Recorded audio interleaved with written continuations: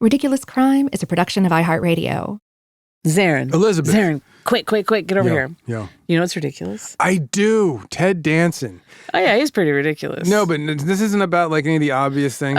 What we're all thinking of. What? The birthday for Whoopi the Goldberg? Whoopi Goldberg birthday. No, this goes back when he was 11. If you don't know about that, look it up. But when he was 11, he was a little street criminal, apparently. Oh, really? Not real street criminal. Oh. Yeah, he lived in like northern Arizona, like Flagstaff. Okay. You know, how it's like up in like the high desert with the pines. It looks like a lot like around Tahoe. Sure, yeah. Right, so he's up there, and apparently he and his friends were kind of hooliganish, and so they chopped down all these billboards around Flagstaff, Arizona. Yeah. His father was the one to put their crime spree to end by putting the pieces together. Do you know how he got caught? How? His father was the director of the Museum of Northern Arizona, and that's the only one of the billboards they didn't cut down. His dad's like, that's my boy. Ratted on his own kid. So Ted Danson. There you amazing. Go. Oh, Ted, that's ridiculous. Right? Do you want to know what else is ridiculous? Please. Forgetting to fill the cans. I don't know.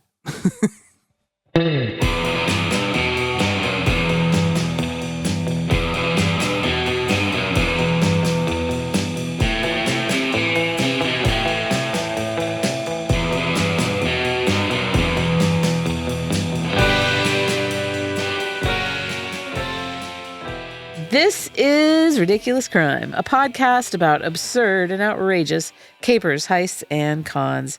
It's always 99% murder-free and 100% ridiculous. You damn right. Do you like Wes Anderson films? I do. I really enjoy the most recent one. I didn't like, it's weird.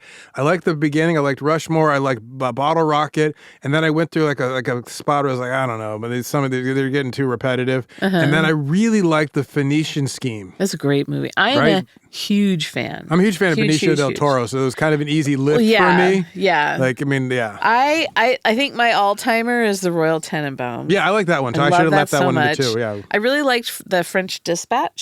Oh, yeah, that was a good one. And Darjeeling Limited.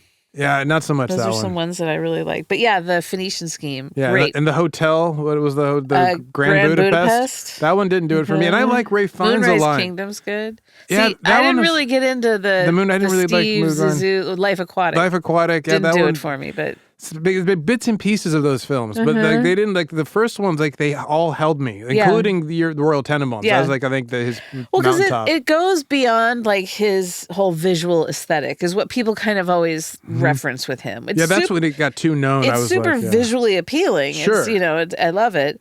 But there's like a darkness and a sadness about his work that I love. Yeah, completely. And mainly because it's always tempered with really incredible humanity and vulnerability.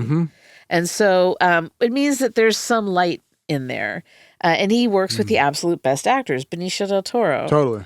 So if you can get past that diorama scene quality.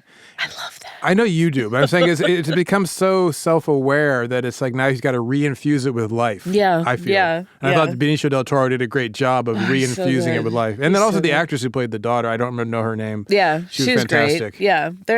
Everyone he gets, they're incredible.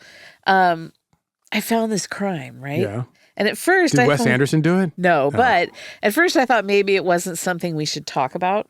Oh, really? Because it seems kind of dark at first glance. Okay, but you're going to put the light in? As I read about it, I was overwhelmed Yeah. by a feeling that I was reading a Wes Anderson script. Really? Oh, you have no idea. I could almost hear the Kinks playing somewhere. Like, I knew it. Seriously, this is a 100% Wes Anderson joint. I want him to make this into a film and pay me a finder's fee.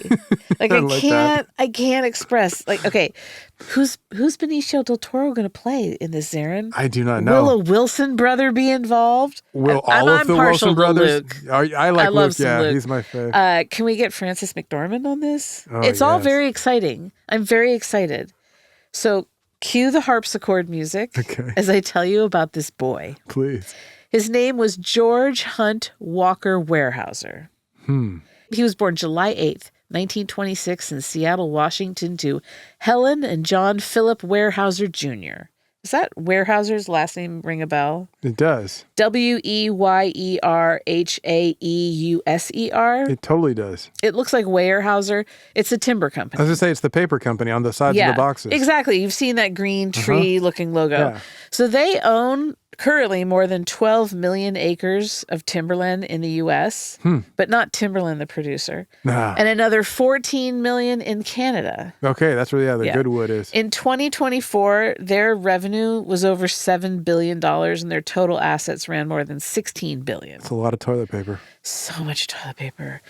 So young George. Do you think they're the lobby that keeps us from having bidets in America? Oh, you know what? I never even thought of that, but that's probably it. I just always like to imagine that. I like There's that. a big fight over I love a good how we clean our backsides. The George, right? He's the great-grandson of company co-founder Frederick Weyerhaeuser. Okay. In May of 1935, young George, his grandpa, John P. Weyerhaeuser Sr., died. And then cut to the family standing somberly around a grave in the drizzly Pacific Northwest, all of them wearing like neat vintage fashion and an early Stones song playing. Like, can you see it? I can totally see it. George is only 8. And it was a big deal, the death of John P. Weyerhaeuser Sr. It was front page news in the Tacoma News Tribune. Headline screaming, "Lumber leader passes, built timber empire!" Exclamation point, Zaron. They put lumber leader instead of lumber baron? Lumber leader passes, built timber empire. John Philip Weyerhaeuser, power in Timberfield, dies of pneumonia. John Philip Weyerhaeuser Sr., 76, one of Tacoma's outstanding citizens and one of the nation's best-known lumbermen, died at his home here early this morning. He was stricken Monday with pneumonia. Despite the world prominence of the huge timber company and its affiliated concerns, the active direction of which he yielded but a short time ago, Mr. Weyerhaeuser might rightfully be said to have been one of the least personally known of Tacoma's citizens. He was modest and retiring and preferred to remain as inconspicuous as possible. Few pictures of him may be found, and little personal biographical data is available, despite the quiet but nonetheless influential part he played in Tacoma's civic and industrial life for nearly a quarter of a century. So he just wanted to be known for his good wood. Yeah, Zaron. Sorry. Wanted to be known for the good wood. But doesn't that sounds like something that you would see in a Wes Anderson Very Wes film? Anderson, yes. Like, And nothing's known about him. Next to the obituary on the front page is a collage of photos of newly minted leaders of the Shriners of the Pacific Northwest in their fezzes. Yes. Adding to the whole like Wes Anderson of it all. Oh, I love that's the frame, just off center. Off to the side, yeah. So the obituary went on to tell the story of John Sr.'s life, and it provided all the details of his life story starting in childhood, the business boom, the success, listed as survivors. And as the intro paragraph says, this guy was hugely influential and a titan of industry, but super low-key, quiet money. That obit was the first a lot of people were hearing about the Weyerhaeuser family. Really? Yeah. I mean, they knew the name, but they didn't know the people. Yeah. So one of those who learned from that obit was Margaret Thulin. Okay. She's pretty, meek, blonde, married to a guy named Harmon Whaley. And Harmon is tall, good-looking, 24 years old, a Washington State boy through and through.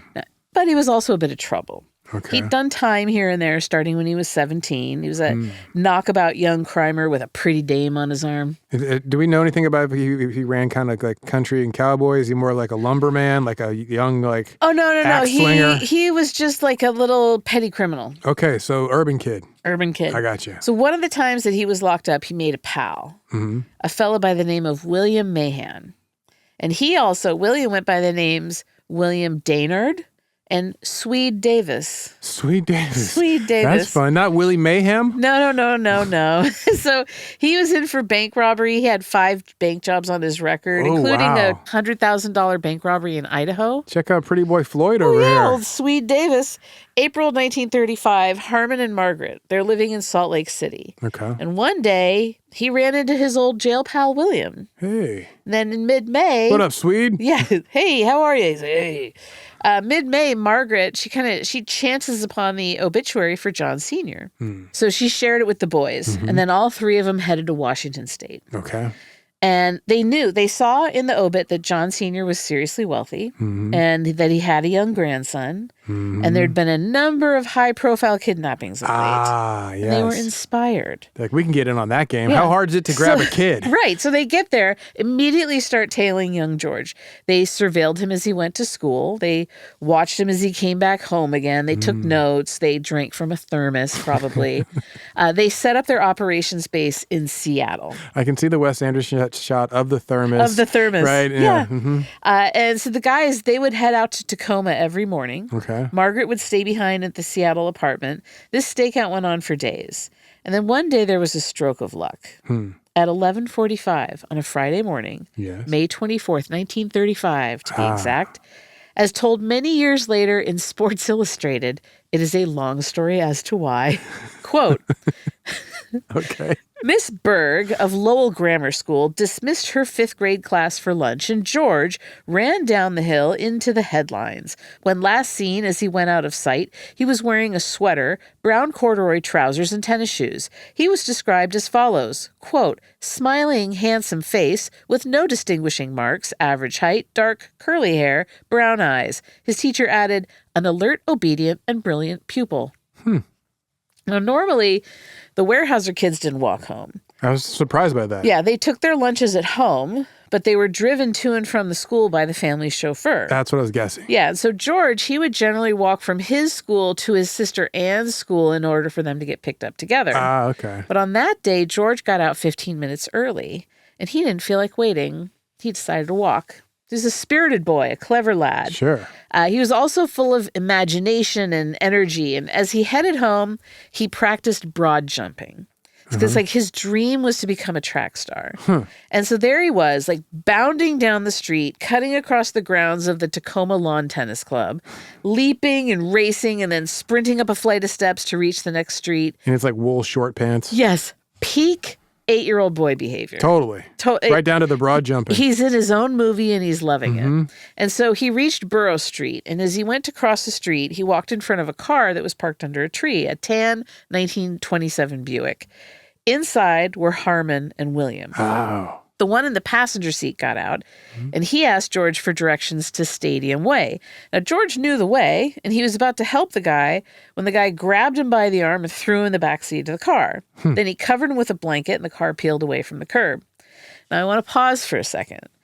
Were the details a little different, and the boy a little different, there's no way I would tell this story as a ridiculous crime. Yes. I was Child wondering. kidnapping is horrendous, but this is different. Okay. You have to trust me on this All one. right. I am a sensitive gal. You know I wouldn't traumatize anyone. Yes. So don't get prematurely upset. It adds to the experience to visualize this as a Wes Anderson movie. Okay. I'm there. So when I say that he was tossed in the back seat and they threw a blanket over him, I like to imagine him like sitting ramrod straight with a wool blanket draped over him like an oatmeal gray colored ghost. You can kind of see through it a little bit. Yeah. Back to George. So he's this super smart kid. He's smart beyond his years. He's mature for his age. He's observant. And there's this great picture of him and his, quote, chums on the front page of the Tacoma Daily Ledger. And George legit looks crafty and wise, like not childlike, but still youthful. You can see it in his eyes. Yeah, and one of his buddies already looks world-weary and has like a furrowed brow, but not George. He's got it figured out. I love those shouts of little kids. God, where this like some of them look world-weary, some just look like dumb as a stone. He looks some like a look rough like 38, they've been and through he's it. 8. Yeah, exactly. Yeah, not George. He's been divorced twice, Yeah, and he's exactly. 8 years old. No, George. And that's the hallmark of a Wes Anderson film, right? A kid who's got it all figured out, who's imaginative and resilient and very dry and wry. Yeah. George. So as he's thrown into the backseat of the car, he clocked the guy in the driver's seat, took note of everything about him. And the men drove around for more than an hour whispering to each other. And George took mental notes of what they were saying, picked up on keywords, tried to estimate where they were based on the turns they were taking. Like, I don't know if he went full on sneakers of like getting, counting the geese that he hears and all that. But, oh God, I love that movie You so love much. it so much. I had to take a sneakers moment. But so he's keeping track of everything. Then the car stopped. Okay. And one of the men reached into the back and took the blanket off of George. And he blinks at him. They'd put hoods over their heads. Silly, George thought, because he'd seen them when they grabbed him. Here, they said, and shoved a blank envelope and a pencil at him. And they told him to write his name. So George gave him the side eye, complied. They took the envelope from him, and then they got out of the car. They blindfolded George, and then one of them scooped him up and carried him like a dozen or so steps. And George heard the sound of rushing water, so he's like, okay, we're wading across a stream. Are they going to just push me in? Is that what this is? He didn't know, but he was clocking all the possibilities and like ready for anything. I like this kid. Yeah. Oh, he's amazing. So they get across the stream, set George down, hold his hand. He's still blindfolded. And they walk for what George would later estimate was like 1/2 to 3/4 of a mile. Okay. And he could feel bushes and like tree branches brushing his arms. And he knew the ground was uneven and not paved. All of this he's just like taking mental note of. So finally they stopped. They sat George down on a log and they took off his blindfold. And in front of him was a hole in the ground. 3 feet wide, 6 feet long, covered with tin. It had like braced posts on it, lined with boards.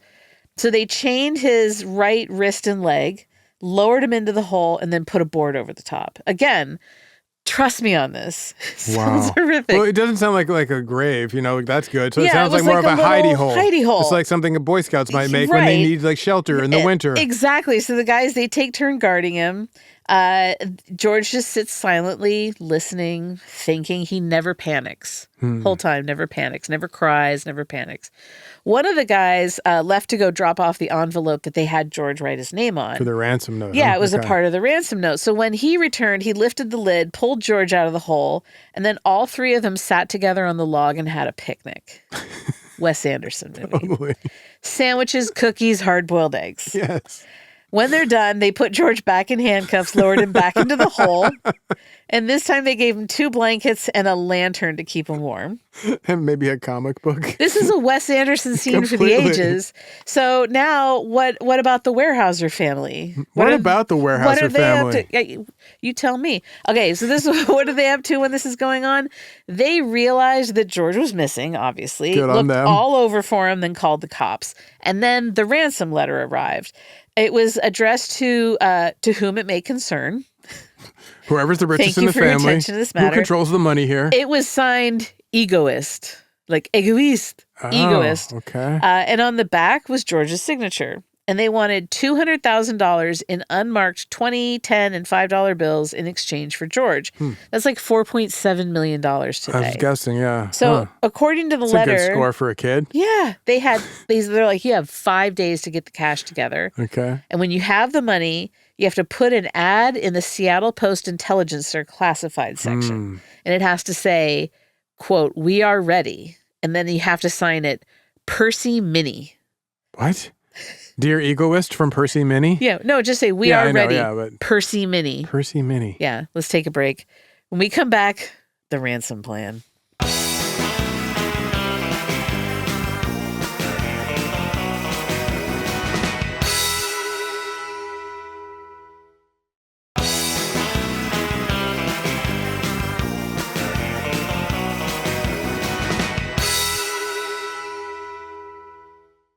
Zaron. Elizabeth. Hi. George Weyerhaeuser.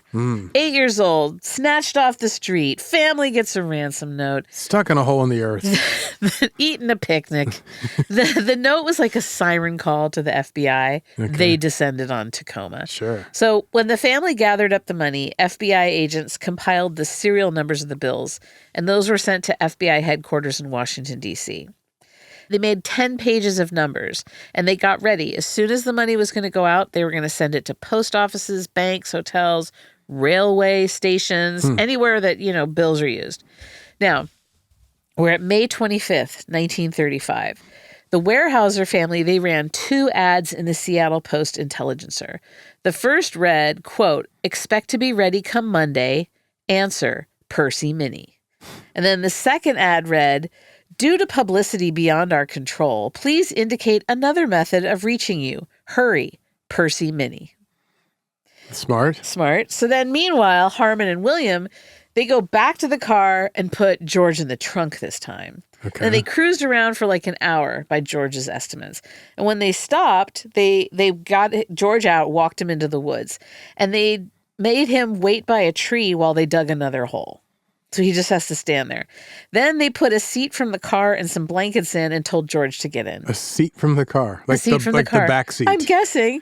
And so this is like, you can stretch out on this. Yeah, we want you to be comfortable. Sure. It's a long time digging. They cuff him again, and then they cover the hole with tar paper. When they're cuffing him, children's wrists are small. I know. So, what are they using to cuff him? Do we have any? Because it couldn't just be like normal handcuffs. Who knows? It's okay. Who knows? So he spent the night there with the bugs and the critters and his true grit. Yeah.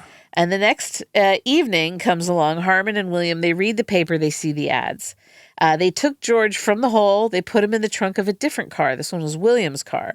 And they drove all night across the state to Spokane, 300 miles east. Now, keep in mind that cars then didn't have the suspension system. Oh, yeah. You're getting bounced around. And it's an even rougher ride in the trunk, right? Yeah. So George, though, he's a trooper. Again, never cries, never panics. Also the exhaust. Yeah. So they get close to the Idaho-Washington state line. They stop the car. They take George out and chain him to a tree. While the two of them go to Spokane. To dig a hole. I was expecting. And George just waited. And then they came back hours later, and they had this huge You Need a Biscuit shipping carton. Are you There's a kidding me? brand, You Need a Biscuit. Totally. So like a wooden crate, basically, that says You Need a Biscuit on the side. They put George in the box and took him to the apartment. They put him in the biscuit box. They put him in the biscuit box. George later said, I was just glad to get out of that hole in the ground. I slept most of the time. I had blankets, and it was warm back there. Oh, this kid is incredible. He's amazing. So at the apartment, Harmon and William, and now Margaret, they put George in this small room. There was a mattress, 2 chairs, and a small white table. And they locked him in there, and then Harmon slept on a mattress outside the door. William got in the car headed for Seattle on his way to go pick up the ransom. I can so see the Wes Anderson shots of this. Yes. Especially that little room he just put him in. Yeah.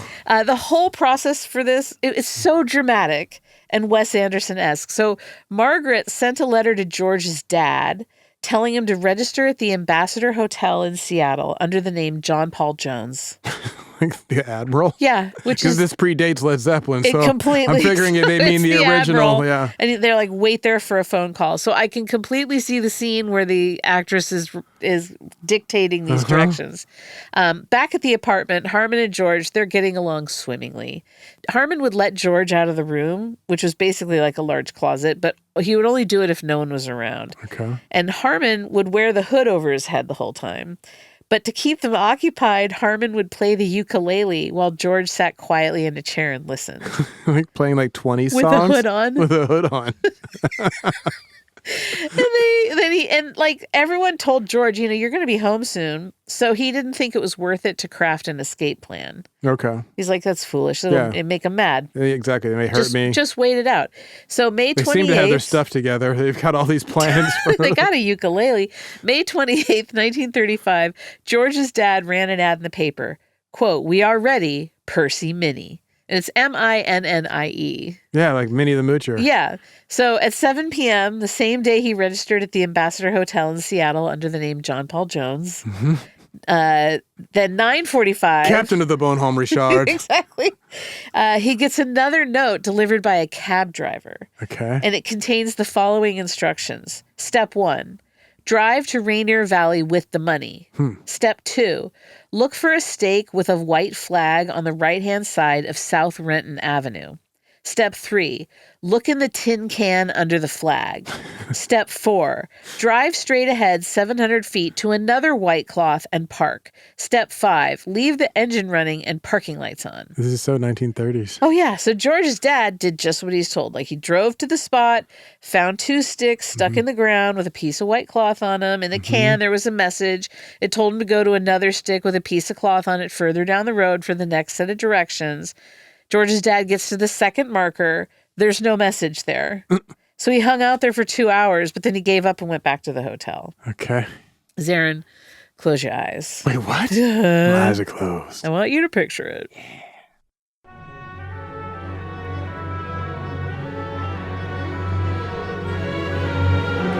It's May 30th, 1935, 11:30 a.m.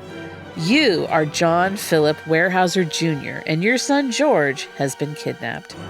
You tried to follow the first instructions to get your boy back, but the kidnappers had somehow botched the second part of the drop-off details. So you're now back at your hotel room under the name John Paul Jones, waiting on how you can save your son. The phone rings through to your penthouse room. Hello, you say. Yes. It's a guy doing a very bad, vaguely European accent. It's all over the place. Mr. Weyerhaeuser, why don't you follow my instructions? You tell him that there weren't any instructions at the second marker. Oh.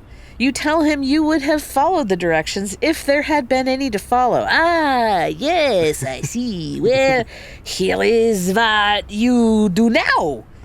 Drive with the money to 1105 East Madison Street and look for a tin can directly inside the gate. That will contain further instructions. You run down to the lobby, your chauffeur idling at the curb out front. You tell him to get out and let you drive. He obliges. You tear out and race to 1105 East Madison Street. You get there, see the tin can inside the gate, and read the note. It tells you to drive to the Halfway House on Highway 99 near Angle Lake.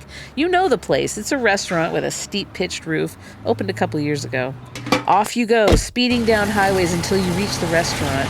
Outside, you see a tin can marked with a white flag. It directs you to another location. Off you go again. You get to yet another location from there, ripping down forest roads. Then you get to what will be the final can. You pull the instructions out and read them. Step 1. Park the car and place the bag with the $200,000 ransom on the front seat. Step 2. Leave the vehicle with the engine running. Step 3. Dome the light and leave the driver's door open. Step 4. Walk down the road toward the highway. If the money is in order, George will be released within 30 hours. You do exactly as directed. You get everything set up in the car and you start walking. You know George is level-headed. He's like his grandpa. You have a real connection to him too, though, so you know in your bones that he's okay and will remain that way. You take a deep breath and you walk on. About 100 yards away from the car, you hear a loud noise coming from the bushes. You turn and see a man jump out and run to the car. He gets in and screeches away, a cloud of dust in his wake. There goes your car and $200,000. You start walking out toward Highway 99 to thumb a ride back to Tacoma and wait for your boy to be returned to you. Now, wow. Margaret and William. Shades of Big Lebowski there. Yeah, right? So Margaret and William, they were actually parked nearby during the drop-off, and it was William who jumped in the car. Okay. He drove it to a little shack that he'd rented on the outskirts of Seattle. And when he got there, he hid the money and he left George's dad's car in like a random neighborhood. Okay. At 3:30 in the morning on June 1st, 1935, George was released on the Issaquah-Hobart Road near Issaquah with 2 blankets and $1. And it was raining. Are you kidding me? So George, we were so much meaner to children before like the 70s or whatever. Like but you get back to the 30s and it's just like they're basically treated like animals. But that like very pristine Wes Anderson scene of him, like the car drives off and he has a single dollar and 2 blankets and it's raining and he's just staring straight ahead. But it's just like people treated children often, even when they liked them, as like we can make more. Oh yeah, they're tough. Yeah, and if not, it's fun to make them anyway. So George walked for 6 miles until he reached a farmhouse. They left him 6 miles from a farmhouse? Yeah. So, and it's like this shingled house in the forest on a little hill. Oh, man. Middle of nowhere. It was early morning. The farmer and his family were getting ready for the day. Okay. And George knocked primly on the door and waited. And then Mrs. John Boniface, the wife of a stump farmer. Wait, a what? So a stump farmer is someone when they clear cut the land, then he goes in and breaks up the stumps and removes them, which is like backbreaking, impossible work. Removing stumps is the most arduous, irritating, frustrating work you've ever done. You can see why people go to chemical warfare with stumps and like, let's get some chains and a tractor and whatever else. That's his job. He's a stump farmer. Oh, I thought he was actually though like farming something in the stumps, like mushrooms or something. No, he's just like backbreaking work. That's like, that's terrible. Yeah. So the farmer's wife looks out into the drizzly dawn, sees a boy. He says, "I'm George Weyerhaeuser." Like that's That's the first thing he says. She ushered him in. You may know me from recent headlines. Totally.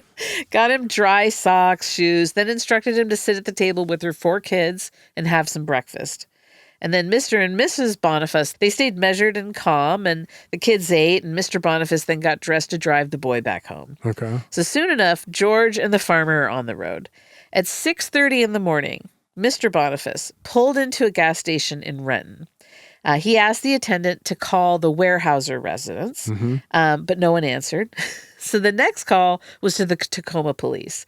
And he told them what had happened, that he had George, he'd shown up at the doorstep, and I'm driving him home right now. Yeah, I had nothing to do with this. Yeah. I'm a stump farmer. I'll bring him in. And the cops are like, that's fantastic.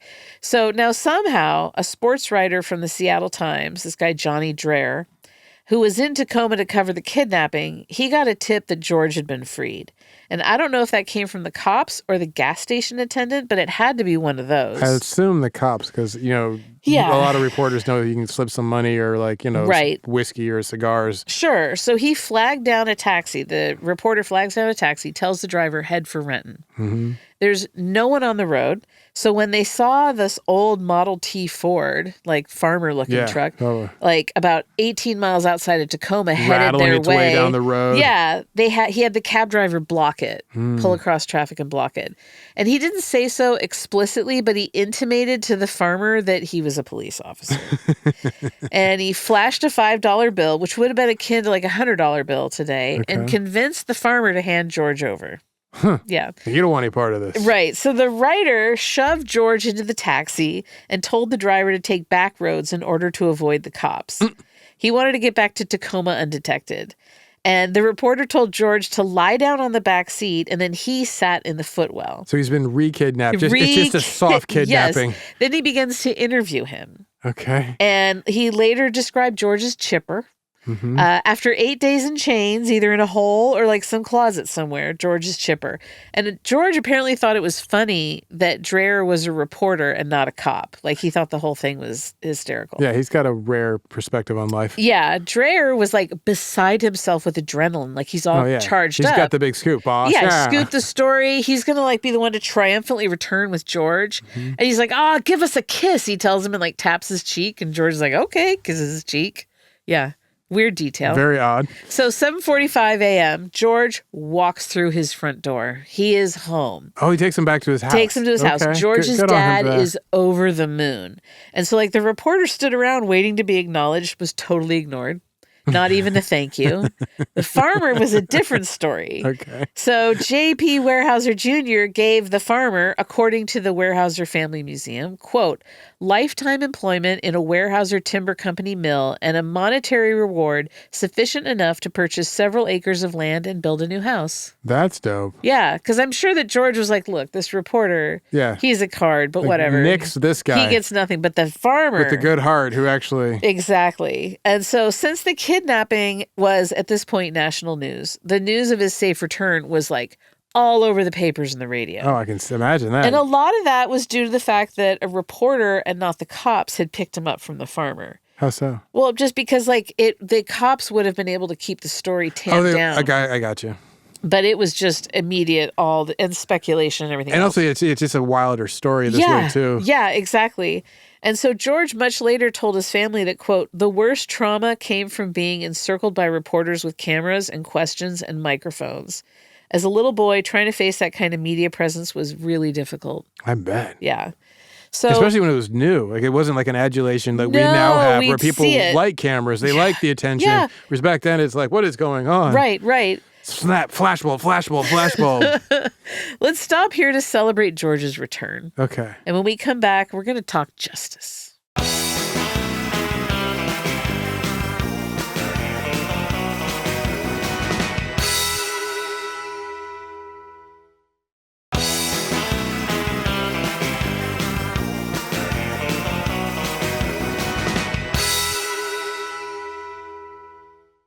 Zaron. Elizabeth. Zaron. George is home. Yay, George. So with George returned safely to his family, law enforcement kicked into high gear. Mm-hmm. The New York Times described it as, quote, the greatest manhunt in the history of the Northwest.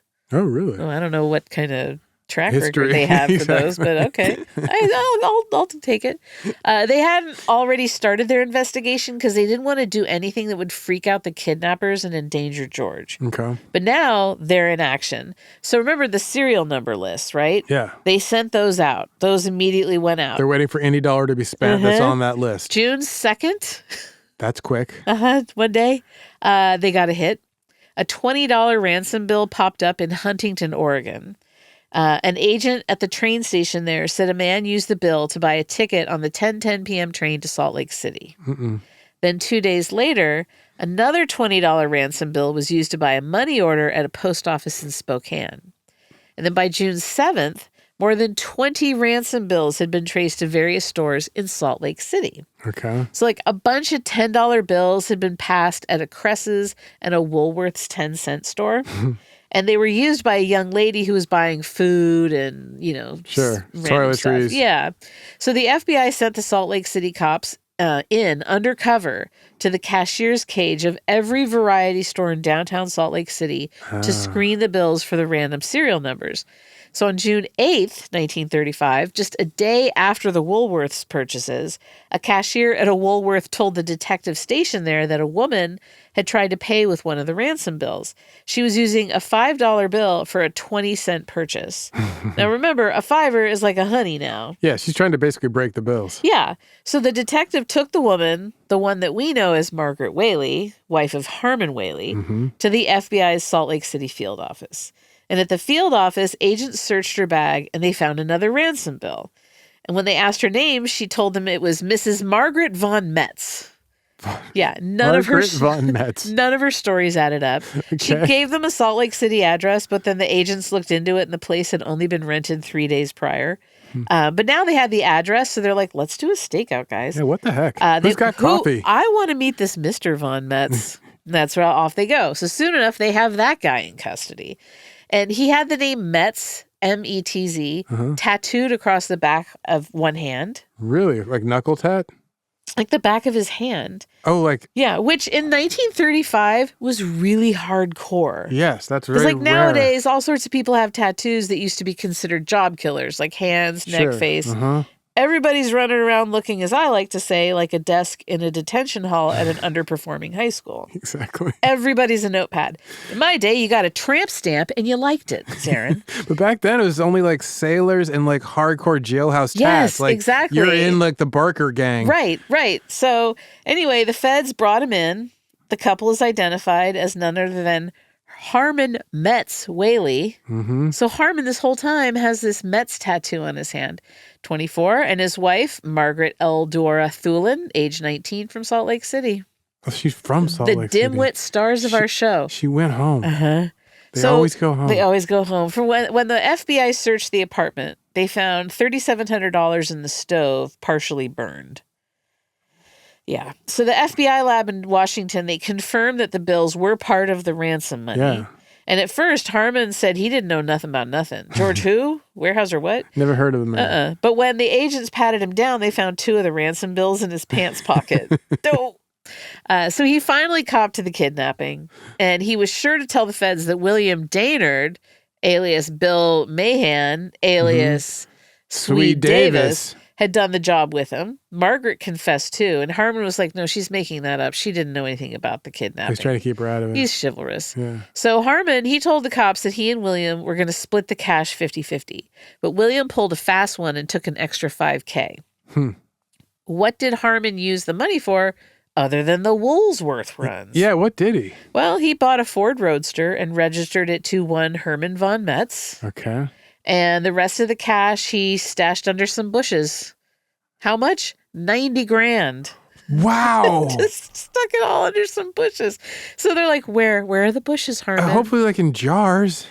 Harmon, where are the bushes? Yes, Harmon, please. And he's like, fine. And he writes this down and they take it. They go out. June 11th, 1935. Bank in my backyard. Picked it all up. They got it. They found it all. They found it all. They're moving quickly. So then Harmon... Why didn't they just go to Canada? I mean, like, come on, kids. Harmon, he shared some important information with the feds. Okay. He was scheduled to meet up with William at Margaret's parents' house. And the agents They're like, that's great. When is this supposed to happen? Oh, 5 minutes. Off they go. They're like, we're going to go intercept William. Mm-hmm. So they get to the house, and Margaret's grandpa opens the door and tells him that a man came to the house asking for the Whaleys, Margaret and Harmon. The grandpa said that he told him that the Whaleys had been there earlier to pick up their luggage, but that they went back to Salt Lake City and got arrested. And the man shouted, quote, "My God, did they get everything they had?" And then he ran back to his car and peeled out. So the FBI labs, they're working overtime on all this evidence. They positively ID everyone's fingerprints at the shack where they divided up the loot. Mm-hmm. Harmon's fingerprints were found on those instruction cans left for George's dad. Right. William's in the wind. So he ran initially to Butte, Montana. Okay. Which maybe was not the best place because one day after he arrived, a cop who had arrested him for bank robbery back in 1927 saw him and went in for an arrest. So he essentially ran home too. Yeah, but the cop had seen the bolos. So, Yeah. But he slipped the Butte cops, and they found that he had purchased a brand new Ford V8 sedan. Nice, a V8. That's back then. Oh yeah, that's a speedster. And in it, a suitcase that had $15,000 in it. Ooh, buddy. All of it ransom cash. So William, he hid in like the wilds of Idaho and Washington for weeks. There's plenty of those. He was like on foot tracking. Yeah. Then he made his way to California somehow. June 19th, 1935, the federal grand jury in Tacoma indicted Harmon and Margaret Whaley and William Daynard for violating the Federal Kidnapping Act, conspiracy, and extortion. So Harmon, he pleaded guilty 2 days later. He got sentenced to serve 45 years on the kidnapping charge and then 2 more years on conspiring to kidnap after that. Okay. So they shipped him off to the federal pen on McNeil Island, Washington, and then later he got transferred to Alcatraz. I was about to say, they didn't send him to Alcatraz? They sent him to the Rock. Okay. So Margaret, she wanted to plead guilty to kidnapping charges, but her public defender was like, no, don't do that. Hey, please, come on. He said that there was, quote, nothing in the indictment that could convict her. So the judge, then I'm like, this doesn't sit right with me. The judge thought it would be best if she stood trial and pleaded not guilty. Like, why is his opinion in this? Whatever. Wait, the judge was like, yeah, that's a good idea. Plead not guilty. Okay. So she goes to trial July 9th, 1935. This is moving fast. Seriously. And it lasted only 5 days. Her attorney called only one witness, Margaret. Was the judge a little sweet on her? I don't know, but she, according to historylink.org, the free online encyclopedia of Washington state history, quote, claimed that she had no knowledge of the kidnapping until the day after it occurred, but she willingly testified about traveling on a road that passed through Blanchard and Spirit Lake, Idaho, and back to Spokane, Washington, as well as assisting William Daynard in renting hideouts and acquiring the ransom money. Margaret said she went along with the scheme because she was raised in the Mormon church, and a basic precept of the faith is absolute obedience to your husband. She also claimed that Daynard threatened to kill her, Harmon, and the boy unless she cooperated fully. This is next to godliness as far as I was concerned. Kidnapping a child. I mean, come on. Who in the Bible has not kidnapped a child? Well, it's in there. So after closing arguments, the judge instructed the jury that, quote, while religious beliefs were not a justification for committing criminal acts, compulsion through threats of bodily harm might be a valid excuse. Oh, yeah. So they deliberated for 5 hours and 44 minutes. They came back and they found Margaret guilty of both charges. Oh, I thought she was going to get off on it. No, she got sentenced to 20 years in prison for the kidnapping and 20 years for conspiracy. And they had to be served concurrently at the federal detention farm in Milan, Michigan. Okay, so she got 20 essentially. What about William? What about William, Elizabeth? Good question. In early 1936, ransom bills started popping up again. So 6 months later. Sure. But it wasn't because the numbers matched the list that was circulated. It was because the serial numbers had been doctored. And then when they were analyzed, the FBI lab was able to pull the original serial numbers, and by gum, those were ransom bills. So May 6, 1936, almost a year beforehand, clerks at 2 different banks in Los Angeles reported that a man had exchanged altered bills at their institutions. They'd gotten his driver's license number, and it came back to Bert E. Cole. And so agents combed the neighborhood of the address on the driver's license looking for clues. They found a Ford that had also been registered to this Burt character. And so, you know what this calls for? Stakeout. Stakeout, baby. Bring the coffee. Boys were staking it out. But first, they tinkered with the engine. So then soon enough, this dude comes out, tries to drive off in the car, but it won't start. And he gets out and he pops the hood, and then the agents just descended on him. That's like the signal. He was arrested. He didn't resist. According to the FBI itself, quote, when questioned, Daynard admitted his participation in the kidnapping. At the time of his arrest, agents recovered $37,374.47 in ransom money and bills that Daynard admitted he had received in exchange for ransom money. Special agents also recovered $14,000 in $100 bills that Daynard had buried in Utah. Wow. In addition, various dies and other paraphernalia used to change serial numbers on paper currency were found in the garage of his Los Angeles, California home. That's some real G-Man stuff, though, like early 30 G-Man energy, That's like tinkering with the car, waiting for him to like signal who he is because he tries to fix the car when the engine doesn't work. Then they go and they find the dies used to adjust the numbers of the dollars. All the while wearing high-waisted pleated pants. Yes, of course. The whole time. So William... some good smell good in his hair. Oh, yeah, they got the shellac. William gets extradited to Washington to stand trial. He pleaded guilty and was sentenced to 2 concurrent 60-year prison terms for kidnapping and conspiring to kidnap. In their investigations, the FBI uncovered a guy who was helping William wash the ransom money. This dude named Edward Fliss. Fliss? These are Wes Anderson names. Seriously? They picked him up at the You've never met a person named Fliss in your life, have you? Never even seen. If you're out there, leave a talk back. Yeah. Edward Fliss. They picked him up at the Del Mar Hotel in San Francisco. In San Francisco. Yeah. He went peacefully, copped to everything. They sent him up to Washington. He was indicted for assisting in the disposition of ransom money. He pleaded guilty, got sentenced to 10 years, and had to pay a $5,000 fine. While he was in prison, Harmon wrote to George, and George wrote back. And it was wow. And it was the 60s by the time Harmon got out of prison. At that point, he was in Leavenworth in Kansas. Oh, damn. Yeah, and secretly, without Harmon knowing, George got him a job there so he could get on his feet. And when he was asked why he would do such a thing, George told, of all people, Sports Illustrated, quote, "Why did I do it?" he asked, looking annoyed. "I went through all sorts of sensations when I was kidnapped, from fear and concern to the point where I felt sorry for him."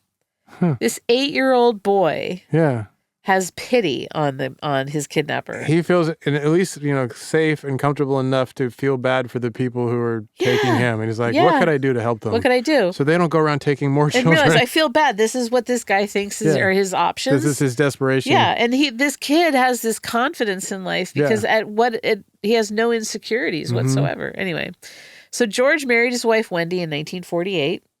She also came from a timber family. They had 6 kids together.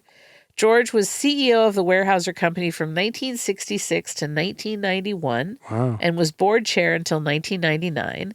He died in 2022 at the age of 95. And of his kidnapping, he said, quote, "A young boy is a pretty adaptable organism. He can adjust himself to conditions in a way no adult could.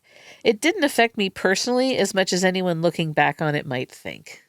Interesting. Isn't it? So, Zaron, what's your ridiculous takeaway? The Pacific Northwest fascinates me, and the characters that are there, and he very much fits in what I'm learning about. And obviously, this is very 1930s, early 20th century specific, but yet it fits the Pacific Northwest vibe. It's very similar to Maine and the flip though, without the religiosity. Instead, it's this outdoorsy kind of self-sufficiency, kind of it's a very interesting bit that I'm learning about the Pacific Northwest. But this 8-year-old boy being the most adult character out of everybody in this story is wild. That they're all foolish, but he keeps a level head the whole time. Exactly. Never loses his head, doesn't fear for anything, pays attention to all he needs to hopefully, both survive and then be able to, as I assume, free himself or save himself at some point. He realizes they're going to make some mistake. I'm going to need to know where I am. Right. And the information he was able to give the feds was a gold mine. Yeah. He gave them so much. And it's you think too, though, at that time, like you were saying, kids were different. Yes, You know, like very we different. treated kids differently. And what we expected of them, what their experiences were, the adults they had to deal with, a lot of the, not just like, oh, everyone was drinking more, but I mean, you had a lot of like war-ravaged men, you know, and then and then generations of that dating back to the various wars of the time, either immigrant wars, the people who'd survived wars and then came here and immigrated here, or else Americans who'd gone through the various, you know, the Civil War, the Spanish-American War, World War I. You had a lot of guys who were shaped by violence. And so there was a lot of violence these children expected, like getting like doffed on the top of the head by a stranger. You were mentioning something to me the other day about like in all of the films and TV shows you watch, like where you see it peter out of kids playing in like an abandoned lot. Yeah, playing like an alley with like broken glass or like a tire on fire. Yeah, when that switches over, we don't see kids doing that. It's basically like the end of the 70s. 1980 was the movie I was talking about, The Hunter with Steve McQueen. Yeah. That's the last movie I can think of where you see kids doing that, like most of the 20th century stuff of like, we're just throwing rocks at a dog. You're like, what? That's your game? Totally. Yeah. So like a child's life experience in those days was far different. Very different. For better and for worse. What's your ridiculous takeaway, Elizabeth? This needs to be a Wes Anderson Oh my movie. God, 1,000%. There are just so many, like the picnic on the log, the ukulele scene, him getting left in the rain, him knocking on the door of the farmhouse. Totally. It also, I mean, I don't think now, but a young Gus Van Sant film also. Yeah. Well, I mean, it could also Coen Brothers. Jim Jarmusch. Oh, yeah. So I'm looking for this as a movie, and I want a finder's fee. Someone's got to pay me for something these days. Even Sofia Coppola could kill this one. Maybe. You know, like with the whole wealthy people part. That's true. She's usually good with wealthy people stories. That is true. It's true. I need to talk back after all that. So, Dave, talk back, please. Talk back. Oh my God, did he just say that? OMG. Hi y'all, this is Cynthia from West Virginia. Just letting you know I'm watching this Korean cooking show I love called Chef My Fridge. And one of the chefs is using an ingredient of canned cockles from the Principality of Sealand. So... What? We got Sealand cockles in there. Wow. Wait, what? They're exporting cockles? I didn't. Did I mention something about that? I may have. You did the story on Sealand. I know I did Sealand, but I don't remember if I said they were harvesting cockles. I kind of feel like maybe they were. Either way, but they're like tinned and now on a show with like Chef My Fridge. And what is the title of that? That's so great. It's like Pimp My Ride, but Chef My Fridge. Like I heard you like grapes. What about if I put grapes on grapes? I have to watch this. Thank you for everything in that. That was a good one. That's it for today. You can find us online at ridiculouscrime.com. We're also at Ridiculous Crime on both Blue Sky and Instagram, and we're on YouTube at Ridiculous Crime Pod. Email us at ridiculouscrime@gmail.com, and always leave a talkback on the free iHeart app. Reach out. Ridiculous Crime is hosted by Elizabeth Dutton and Zaron Burnett. Produced and edited by Tacoma paper tycoon Dave Kustin.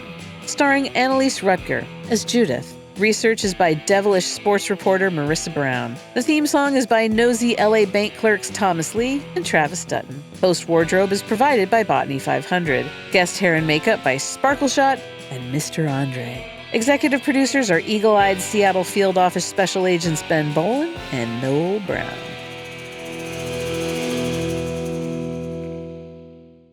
Ridiculous crime. Say it one more time. Ridiculous crime. Ridiculous Crime is a production of iHeartRadio. For more podcasts from iHeartRadio, visit the iHeartRadio app, Apple Podcasts, or wherever you listen to your favorite shows.